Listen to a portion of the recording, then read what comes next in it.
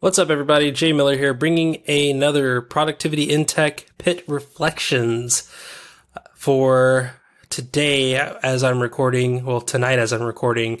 It is Monday, September 16th, 2019. And I just actually got through recording another reflection that I'm going to release in a few weeks, only because it goes so well with a conversation that I had with Matthew Palmer. And that episode will be coming out soon, but I wanted to talk about something that has been on my mind, and considering I just spent 20 minutes talking about other things that are on my mind, apparently there is a lot that is there. But this is the idea of being lean in your project focus and in your project budget too. We'll talk a little bit about both.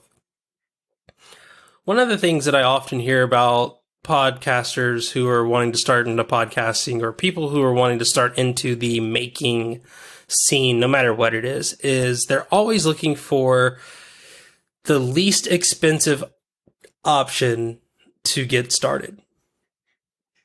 Now, I am the exact same way. I will not even dare pretend that I'm not.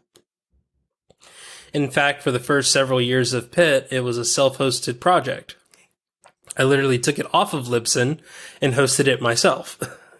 So it was definitely something that I used as an excuse to grow and learn in. But if I was being honest with myself, I did because I didn't want to continue paying for it.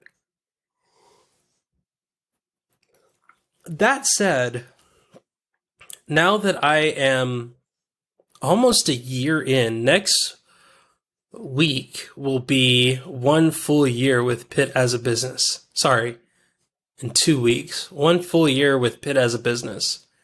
And I don't know how good or bad I did, but I do know that I am really, really excited with what and where Pitt is in its journey. And I can't wait to see what's in store for year 2. But the only way that I got there was trying my best to make decisions that were going to be in the best interest of productivity in tech. Now, what does that look like? Well, in some cases, that meant not getting software because it was too expensive. In fact, if you've followed the newsletter at all, you'll know that I have struggled to find a project management tool that just works for Pitt. And when I say that, I really mean the tool that I want to use I can't afford because it's too expensive. Now, that sucks, but it is what it is. There's not really much that I can do about that. And the longer and longer that I fight and try to find ways to use tools that I can't afford, all I'm doing is making things harder for myself. And that's what it really comes down to. When you are podcasting, you need to be making decisions when you're doing anything in the indie maker, dev maker scene. Anything and everything that you choose to do needs to be done with a reason that is justifiable. Not to me, not to your audience, but to you. Some of the tools that I use are expensive. The email client that I use is not cheap. I pay monthly for it. The applications that I use, luckily I have a subscription that I pay for several apps using SetApp. If you are getting started in anything on the Mac side, SetApp is a wonderful tool. I'd highly encourage you to try it out. My recording setup is done through squadcast.fm because I like the product It's been reliable for the most part. We've had a few times where it's disconnected, but I don't believe that's the fault of them. I believe that is the fault of my internet service provider. But the applications that I choose to use at this stage are not always the cheapest. They're not always the most expensive either. They are the applications that I believe, for what I'm using them for, are the most efficient and compatible with what I am trying to accomplish.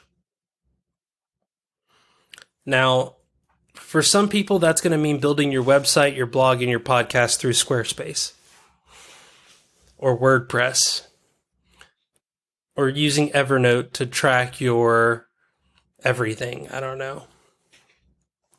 I bring up all of those because I've given all of them a hard time. Only because I've used all of them at one point and had my own issues with each one. But at the end of the day, what I would choose versus what you would choose doesn't matter. If I want to use application A, and I have my reasons for wanting to use application A, it shouldn't matter what anyone else tells you or tells me. If that's what I want to use, I should use it. Now, if that's what I want to use and I can't afford to use it, then I have a choice to make.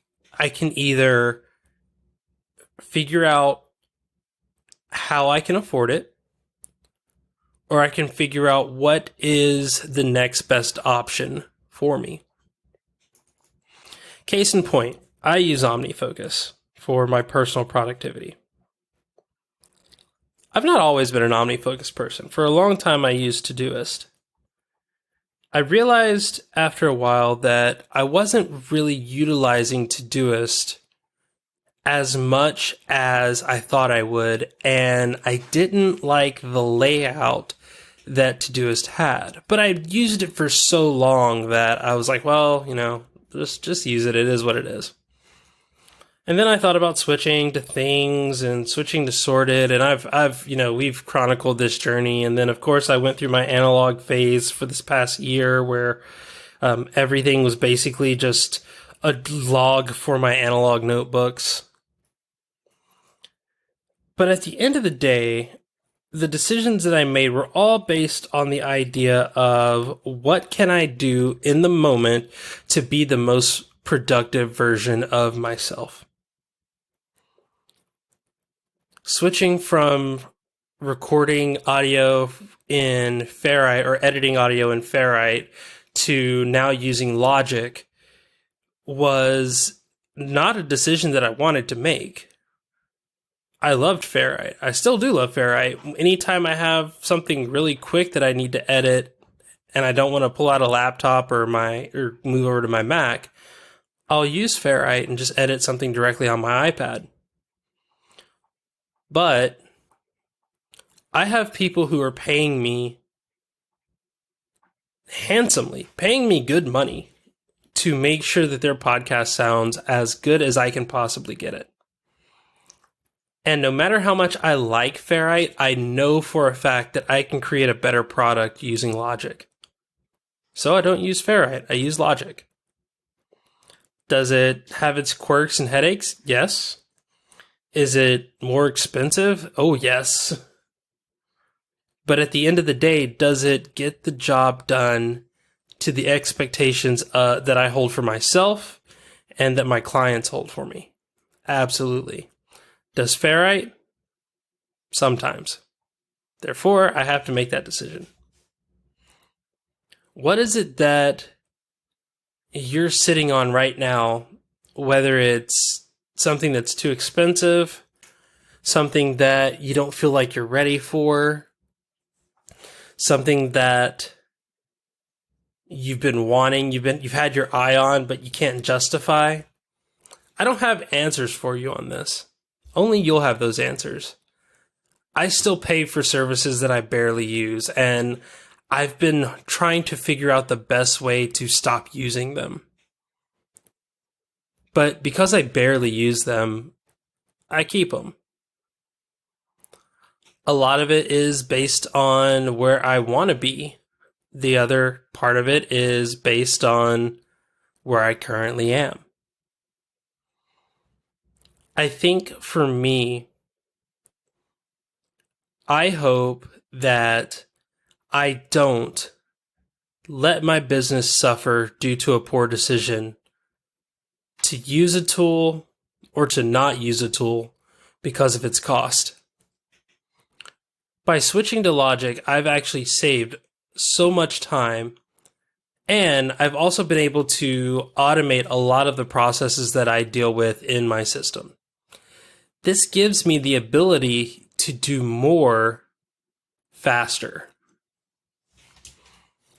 opening up my schedule to allow for more clients, opening up my schedule to be able to do more coding and develop platforms and automations and tools like that.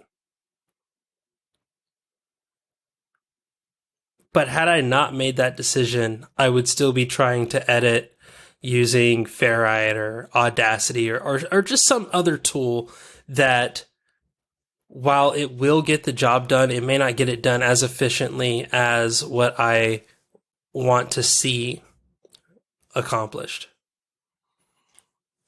And that being said, I have tools that I've tried that have been terrible investments that right now they just don't make sense. Will they make sense in the future? Oh, I sure hope so. Man, they were expensive. And I can't return them at this point. But I do pray that if a price tag is preventing you from accomplishing more, think about how much money you're leaving on the table by not investing properly in yourself, in your project, in your passion. I really hope that this has helped you in some way, shape, or form to have clarity and confidence in the decisions that you'll make in the near future on your project. But that's going to do it for me. I'm Jay Miller. I hope I've been somewhat productive. Until next time, take care.